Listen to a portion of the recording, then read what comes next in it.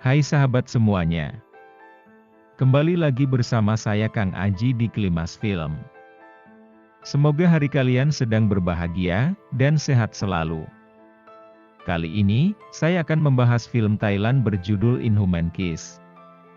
Film yang sangat populer pada tahun 2019 ini, dibintangi oleh Pantira Pipityakorn sebagai Sai, Oabnithi Wiwatanawarang sebagai Noi, dan Sapol Asawamunkong sebagai Jer. Dan disutradarai oleh Siti Siri Mongkolsiri. Film ini menceritakan tentang gadis biasa yang sangat cantik pada siang hari, tapi berubah menjadi pencari darah dan daging segar pada malam hari. Kepalanya akan terpisah dari badannya, dan memburu mangsanya. Oleh masyarakat Thailand, makhluk seperti itu dikenal dengan nama Krasue, atau kita menyebutnya dengan Kuyang. Gadis cantik itu terjerat dalam cinta segitiga, dan dirinya yang terus diburu warga karena dianggap meresahkan warga desa sekitar. Berikut adalah kisahnya. Di sebuah desa kecil, ada seorang gadis cantik bernama Sai.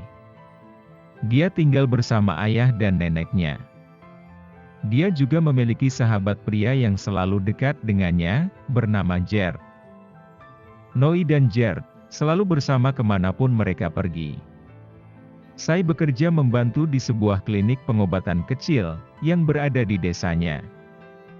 Jer mengajak Sai untuk pergi keluar, karena klinik sepi dan tidak ada orang yang datang.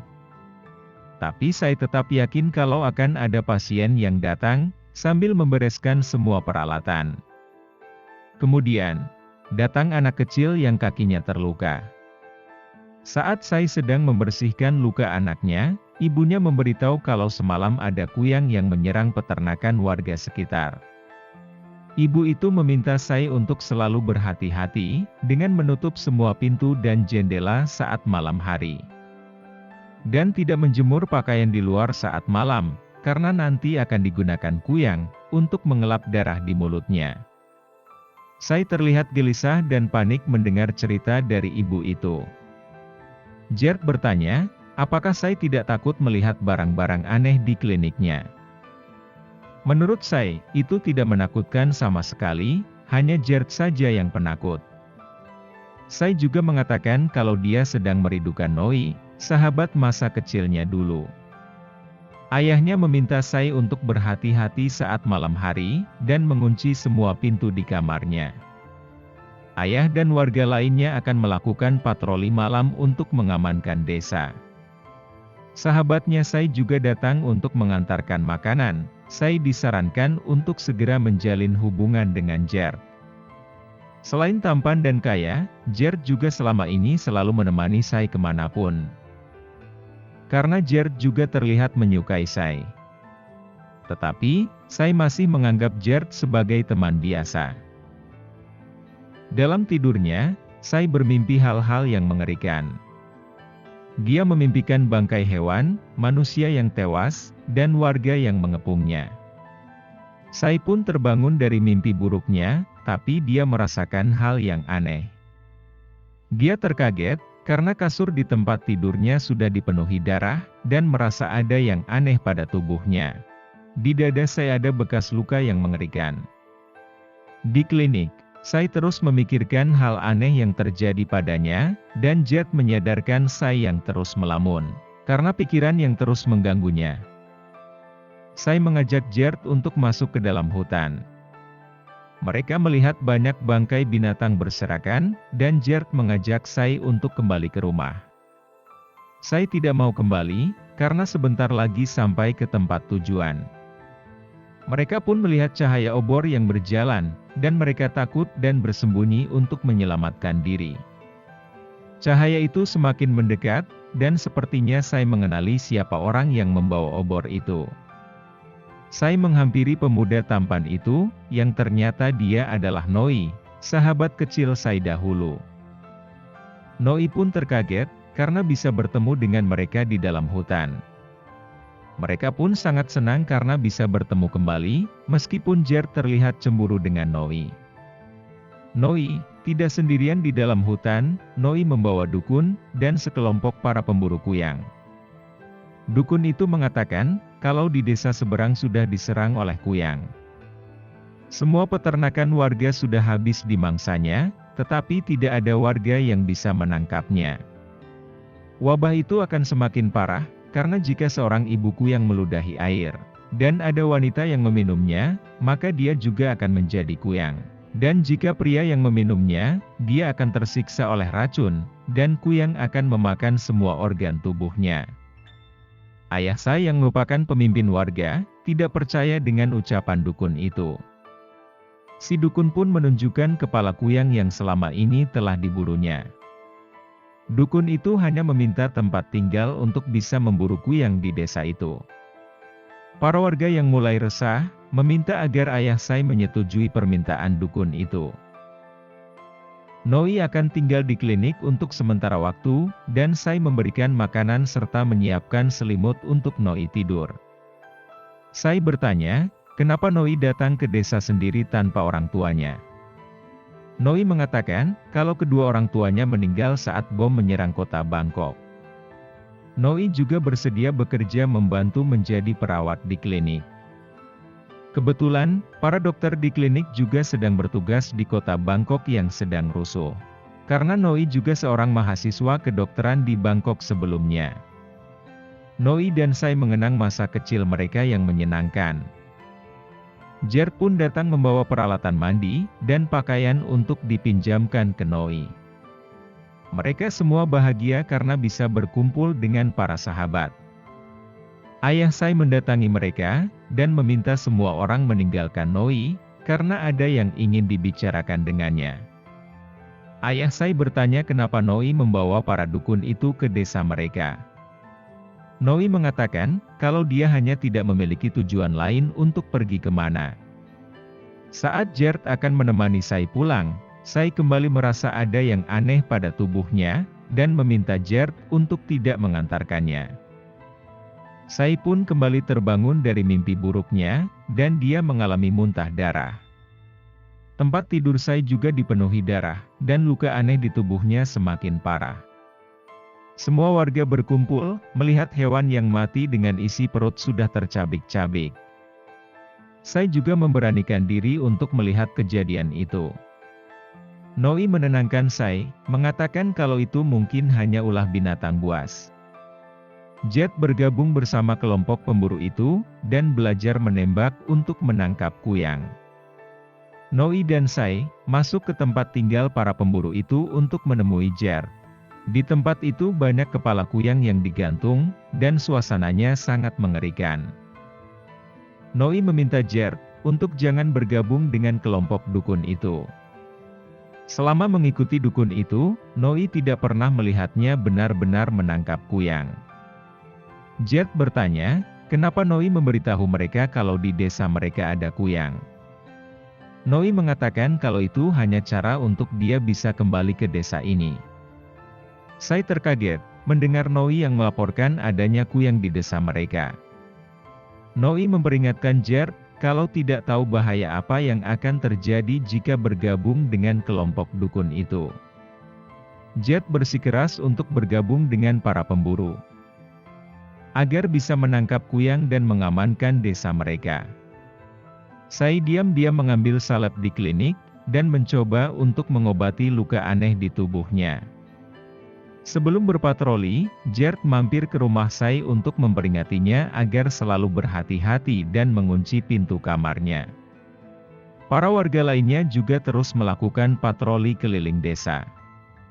Saya merasakan kesakitan yang luar biasa, matanya memerah dan muncul tanda-tanda aneh di tubuhnya. Dia terus menggeliat seperti kepalanya akan terlepas dari tubuhnya. Saya berteriak kesakitan, dan kepalanya terpisah keluar dari tubuhnya. Jadi, selama ini saya adalah kuyang yang sedang diburu warga. Di sebuah rumah, sang ibu sangat panik karena anak bayi mereka menghilang. Mereka segera mencari bantuan dari para pemburu itu. Kuyang membawa bayi mereka, dan masih berterbangan di atas rumah warga. Dukun itu segera menembak kuyang, sebelum akhirnya kuyang itu menghilang. Salah satu anggota dari dukun itu membawa bayi warga dengan selamat. Noi melihat kuyang terbang di atasnya.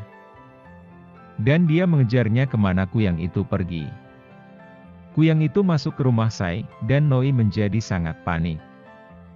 Noi mencari tangga untuk mencoba menyelamatkan Sai.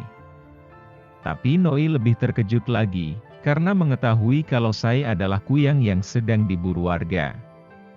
Sai pun tersadar kembali, dan kaget melihat Noi berada di depannya, dan mengetahui semua rahasianya. Noi menangis ketakutan, dan tidak percaya dengan apa yang dilihatnya. Sai juga menjadi frustasi dengan keadaan dirinya. Sai terlihat sangat pucat, dan takut keluar kamar untuk menemui siapapun. Di klinik, Sai juga terus menangis seorang diri. Gerd yang datang juga tidak berani untuk menyapa Sai yang sedang bersedih. Noi tertidur di sebuah kuil, dan seorang biksu membangunkannya. Biksu mengatakan, kalau biasanya kuyang tidak akan menyakiti orang, mereka adalah hantu yang hidup di sekitar manusia sejak lama. Dulunya, kuyang juga manusia yang melakukan sihir hitam, tapi mantra mereka menyerang balik dan mengubah mereka menjadi hantu yang mengerikan. Menurut biksu, kuyang di desa mereka kali ini bukan kuyang biasa. Noi mengakui kalau kuyang itu adalah gadis yang dia kenal. Biksu itu terdiam sesaat melihat pengakuan Noi, dan meminta Noi untuk mempercaya yang dia lihat, dan meyakini apa kata hatinya. Noi pun pergi dengan bingung, apa yang harus dia lakukan. Saat malam, Sai mengunci jendelanya dan mengikatnya agar dia tidak pergi keluar kamar saat berubah menjadi kuyang. Si dukun juga sudah mempersiapkan pasukannya. Sai kembali mengalami kesakitan di tubuhnya, dan akan segera menjadi kuyang. Noi diam-diam pergi ke rumah Sai, dan meletakkannya beberapa ekor ayam.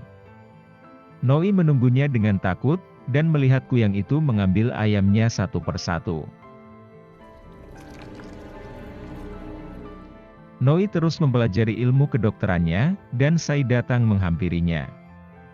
Noi memandangi Sai yang menangis di depannya, dan memeluknya dengan erat. Sebelum pergi berburu, Gerd juga memastikan kalau keadaan rumah Sai tetap aman. Tapi, Sai masih belum berani menemui Gerd karena takut. Noi menemui Sai, dan mengatakan kalau Gerd mencarinya. Noi meminta agar Sai bersikap biasa kembali kepada Gerd dan semua orang. Sai mengatakan, kalau dia takut bertemu dengan orang-orang, karena dia adalah monster yang menjijikan dan menakutkan. Noi hanya mengelus rambut Sai untuk menenangkan perasaannya. Noi juga menggambarkan sosok kuyang dengan wajah cantik untuk menghibur Sai. Setiap malam, Noi juga terus memberikan ayam kepada kuyang, agar dia tidak keluar kamar dan diburu orang. Sai pun memberi tanda terima kasih atas perbuatan Noi. Dukun dan pasukannya menjadi gelisah, karena sudah sebulan tidak ada penampakan kuyang di desa itu. Noi dibantu oleh biksu juga terus mempelajari tentang asal-usul kuyang. Biksu memberitahu kalau ada herbal yang bisa menghentikan perubahan tubuh dari manusia menjadi kuyang. Noi terus mencari tanaman itu, tapi sangat sulit menemukannya. Di klinik, Noi memeriksa gadis kecil yang sedang terkena demam. Sai terlihat senang dengan kehadiran Noi, dan mengagumi kemampuannya sebagai calon dokter. Gerd juga datang ke klinik dan menyapa Sai. Gerd memberikan minuman yang dia bawa untuk Sai dan mengatakan kalau malam ini akan ada pemburuan besar. Dan meminta Sai untuk selalu mengunci pintu dan jendela rumahnya. Gadis kecil itu meminum sisa air di gelas Sai, dan malam harinya tubuh anak itu menunjukkan gejala yang mengerikan. Orang tuanya ketakutan, dan meminta bantuan warga. Kepala anak kecil itu terlepas dari tubuhnya, dan berubah menjadi kuyang. Dukun datang dan mencoba untuk menangkap kuyang itu dengan menariknya keluar dari bawah meja. Tapi kuyang itu sangat kuat, dan dukun meminta pasukannya untuk menembak kuyang itu supaya mati. Dukun mengambil jantung kuyang dan meremasnya hingga hancur. Semua warga berkumpul untuk pemakaman anak yang meninggal semalam. Si dukun bertanya, apa yang dilakukan anak itu sebelumnya. Ibunya memberitahu kalau kemarin dia sakit dan dirawat di klinik desa. Mata dukun itu langsung tertuju kepada Sai dan Noi. Di klinik, Sai menangis dan membanting gelas bekas minumnya kemarin, sebab anak itu meminum dari gelas bekas Noi, dan membuat anak itu berubah menjadi kuyang. Sai takut identitas dirinya akan segera terungkap. Noi menenangkan Sai, dan berjanji akan mencari jalan keluarnya. Sai mengajak Noi untuk pergi ke hutan, dia harus mencari tempat yang selalu muncul di pikirannya saat sedang mengalami kesakitan. Sai yakin kalau di sana dia akan menemukan jalan keluarnya. Dukun itu mengajak pasukannya untuk mengawasi rumah Sai. Gerd tidak terima kalau dukun itu mencurigai Sai, tapi Gerd dibungkam tidak bisa berbuat apa. Noi dan Sai pergi ke hutan dan menemukan sebuah rumah kosong. Di sekitar rumah itu, mereka juga melihat tanaman yang bercahaya. Tanaman itu adalah herbal yang bisa menghilangkan kesakitan Noi, dan mencegahnya berubah menjadi kuyang. Mereka pun sangat senang, karena telah menemukan jalan keluar masalah Sai. Noi akan mengumpulkan tanaman itu sebanyaknya, untuk bisa membuat obat dan melindungi Sai. Di tengah kegembiraannya, mereka saling memandang, dan akhirnya mereka berciuman mesra. Dukun itu tahu, kalau Sai pasti pergi menuju rumah tua itu. Dan mereka memergoki Noi dan Sai yang sedang berciuman. Gerd sangat marah kepada Noi dan langsung memukulinya. Dukun dan pasukannya mengejar Sai yang kabur melarikan diri. Sai masuk ke rumah kosong, dan jantung dia berdetak kencang melihat kotak yang bersinar merah di dalamnya. Sai menjadi teringat asal-usulnya menjadi kuyang. Waktu kecil dulu dia pernah masuk ke rumah itu, dan dia dicium oleh kuyang yang melihatnya. Dukun dan pasukannya terus memburu untuk menangkap Sai. Sai berubah menjadi kuyang, dan menyerang serta membunuh pasukan dukun itu satu persatu. Gerd masuk ke rumah itu dan menghalangi si dukun yang mencoba menembaki kuyang. Dukun itu pun marah, dan melempar Gerd sampai terjatuh ke bawah rumah, karena membuat kuyang kabur. Noi menemukan Sai yang sudah kembali ke tubuhnya. Mereka segera pulang ke rumahnya untuk menyimpan herbal itu. Warga menemukan para pasukan pengikut dukun itu telah tewas secara mengerikan.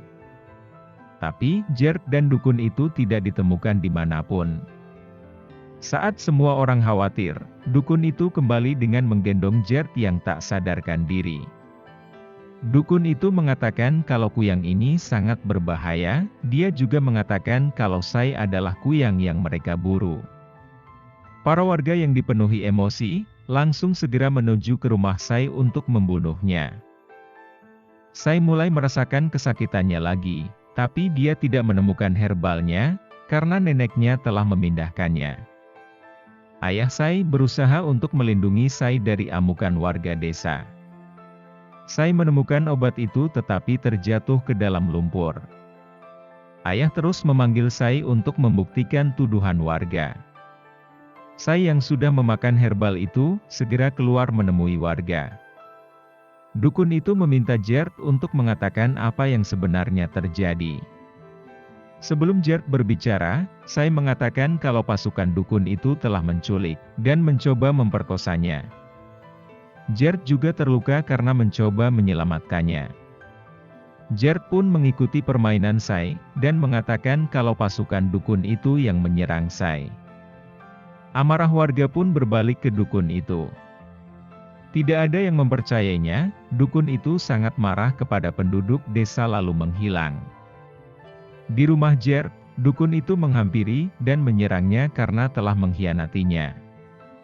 Sai terus memakan herbal itu setiap malam, dan Noi terus berusaha menemukan ramuan untuk bisa mengobati Sai. Setelah diserang dukun, tubuh Gerd mengalami keanehan.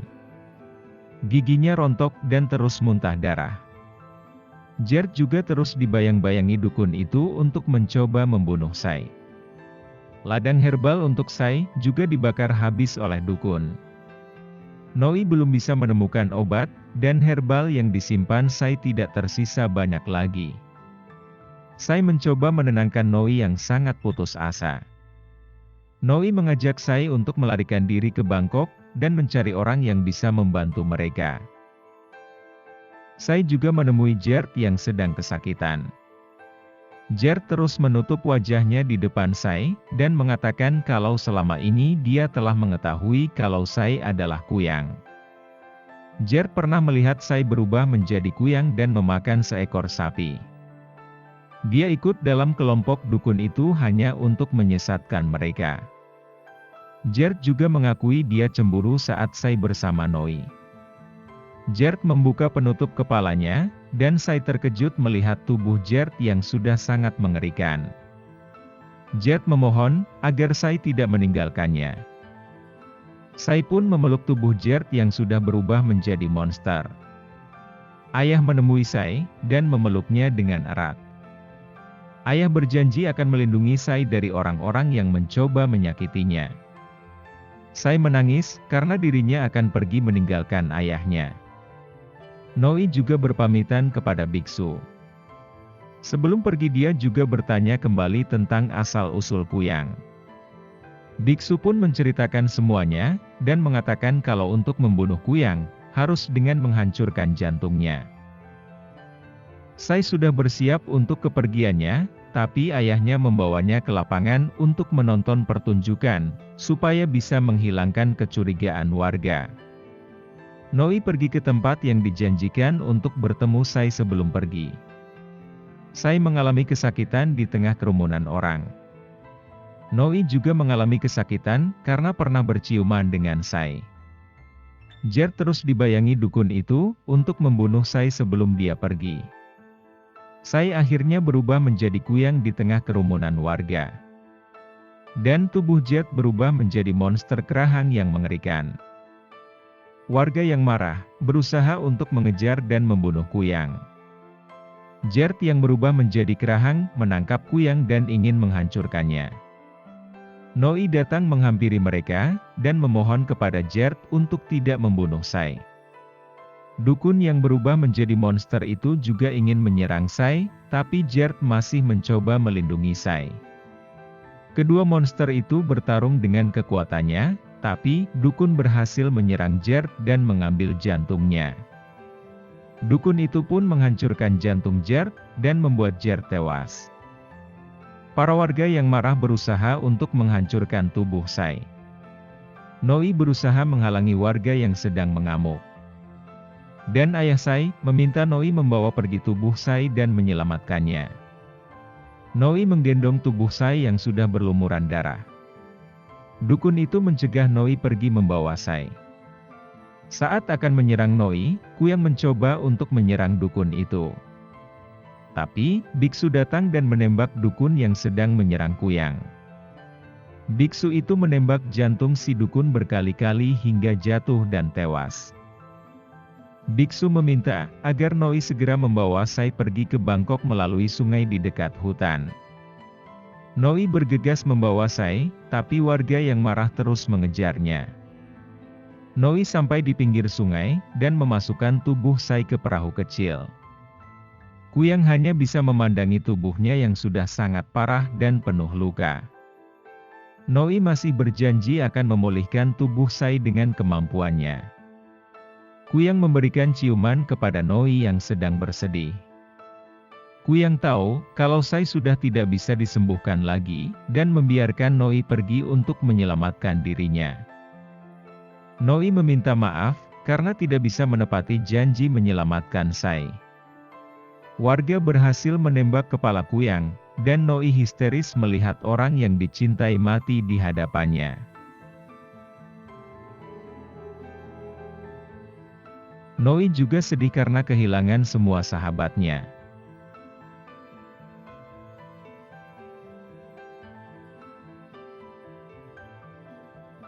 dan film pun berakhir. Semoga hari kalian bahagia dan sehat selalu. Terima kasih dan sampai jumpa.